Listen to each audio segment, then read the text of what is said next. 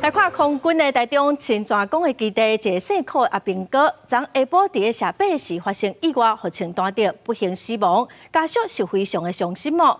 今仔检方会来验遗体，国防部长顾立雄嘛表示讲，等个调查原因，嘛会来检讨下爬训练的过程敢有问题。 检方会同可能上兵家属进行商验，讲到囡仔因为打靶意外无了性命，母亲是非常伤心。我是说，请问军方怎么帮忙吗？谢谢，好，谢谢。不要了。好，谢谢，尊重一下家属，好不好？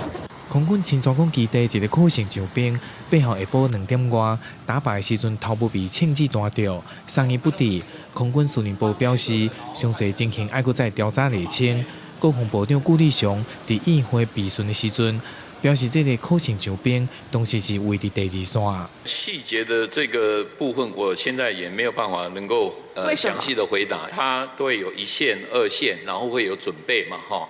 那就我的现在的相关的理解，它是在2线的准备当中。那也许在这个 过程当中呢，有一些。不过外界质疑，若是可能上兵位伫第2线，是安那枪支内底已经有枪支，是不是打靶 SOP 出了问题，还佫进一步厘清。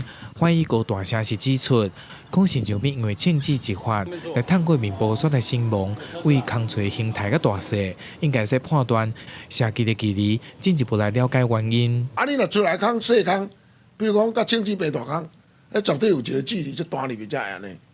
好，这足够判读啊！再来就是判读死者的手上有没有烟硝反应。好，当然你用长枪喷袂使点，嘛是会喷到啊。空军司令部表示，这个可能上兵今年6月退役，是担任志愿役，隶属空军防空指挥大指挥部302营。除了成立专案小组，嘛配合检调来调查厘清原因。而检方嘛重回现场进行相关的调查，目前还无对外来说明。记者台中综合报道。